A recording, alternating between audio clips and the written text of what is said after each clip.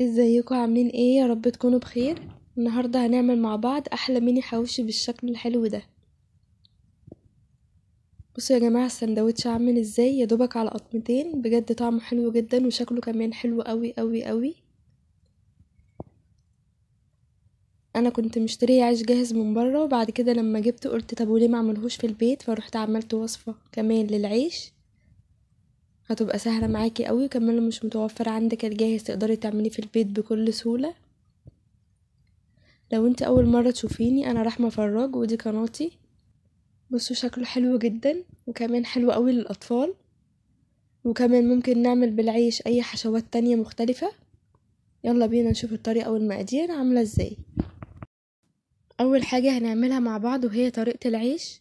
هنجيب كوباية كده من الزبادي تكون في درجة حرارة الغرفة، وهنعاير نفس الكوباية من الزبادي دي بكوباية من المية الدافية، بس مش مليانة على الآخر، يعني حوالي كوباية الا ربع، ومعلقة صغيرة مليانة من البيكنج باودر. وفي البداية هنحط كوباية الا ربع من الدقيق الأبيض، وعليها كمان كوباية الا ربع من الدقيق الأسمر. حطيت نص كوباية وبعدين هحط ربع كوباية تاني بالشكل ده. وبعدين هنبدأ بقى نزود دقيق أبيض بس حبة حبة لحد لما العجينة تلم معايا. هسيب لكم المقادير في صندوق الوصف. ده شكلها هنا بعد ما عجناها كويس، ورشيت فوقيها رشة من الدقيق وكمان تحتها رشة من الدقيق عشان ما تلزقش معايا. وهريح العجينة لمدة 10 دقايق، وهجيبها هنا هفردها معاكم فردة بسيطة قوي، وهحط فيها معلقة كبيرة من الزيت، وهعجنها تاني كويس قوي. بعد ما نعجنها هنريحها تاني كمان لمدة 5 دقايق. وراحة العجين مهمة جدا في فرده، بتسهل عليا فرد العجين قوي.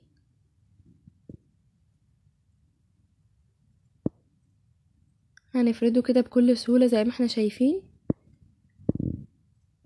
في البداية عملت العجينة سمكها تخين، وقطعت العيش،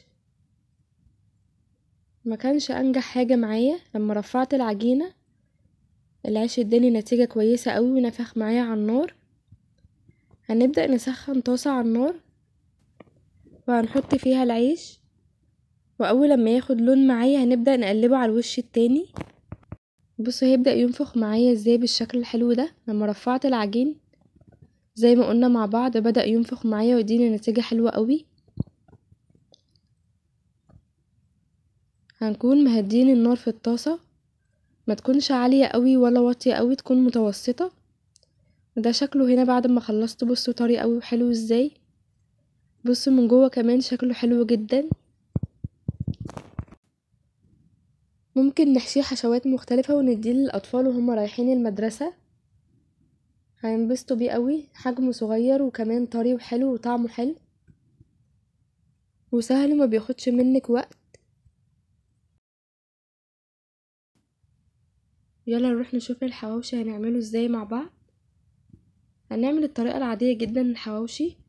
معايا هنا لحمة مفرومة، وهنزل عليها ببصلتين كبار مبشورين، وهنحط التوابل ملح وفلفل ورشة بسيطة او من حبهان وبابريكا وكزبرة ناشفة، ورشة كمان من القرفة. هنقلبه كده مع بعض زي ما احنا شايفين كويس قوي. بعدين هبدأ اجيب العيش ده. العيش اللي انا جبته من السوبر ماركت، اشتريته جاهز. وهنبدأ نحط كده في اللحمة المفرومة بالشكل الحلو اللي احنا شايفينه ده. هنعمل تاني مع بعض. بصوا شكله حلو جدا جدا جدا. بصوا شكله عامل ازاي، حلو قوي زي ما احنا شايفين بالشكل ده. قطعة الحواوشي فيه عاملة زي البرجراية كده، حلوة قوي. وبعدين هبدأ انزل هنا بشوية فلفل سبايسي كده. وده العيش اللي احنا عملناه مع بعض، هنحشيه برضو بالشكل الحلو ده. وبعدين هدهن العيش ده كله من فوق دهنة زيت بسيطة ومن تحت كمان، وهنبدأ نحطه في الطاسة على النار بالشكل ده. ياخد معانا لون بسيط من هنا ولون بسيط من هنا، وابدأ اهدي عليه النار واغطيه. لحد لما اللحمة تستوي معايا بالشكل الحلو ده. بجد شكله خطير قوي يا جماعة، وطعمه حلو قوي قوي قوي. الاطفال كمان هينبهروا بشكله قوي، شكله لذيذ وطعمه حلو جدا وسهل. لو مش متوفر العيش زي ما قلنا في السوبر ماركت، جبتلكوا اهو طريقة سهلة وتقدروا تعملوه في البيت بكل سهولة. ده العيش الجاهز معايا، شكله حلو برضو جدا وطعمه حلو، بس العيش بتاعي احلى بكتير، طري كده وحلو جدا. العيش الجاهز اداني قرمشة كده بسيطة، لكن العيش اللي احنا عملناه في البيت طري بالنسبة للاطفال وحلو ليهم. بصوا شكله حلو قوي ازاي، حاجة جديدة وسهلة بجد، هتعجبكم، جربوها. وهنحط كمان بقى مع شوية التحابيش كده، معايا مخلل ومعايا كاتشب، ومعايا هنا طماطم مقطعاها في مية المخلل، بجد بتبقى حلوة قوي. ما تنسوش لو الفيديو عجبكم واستفدتوا، ما تنسوش اللايك وتشتركوا في القناة وتفعلي زر الاشعارات عشان يوصلك كل جديد.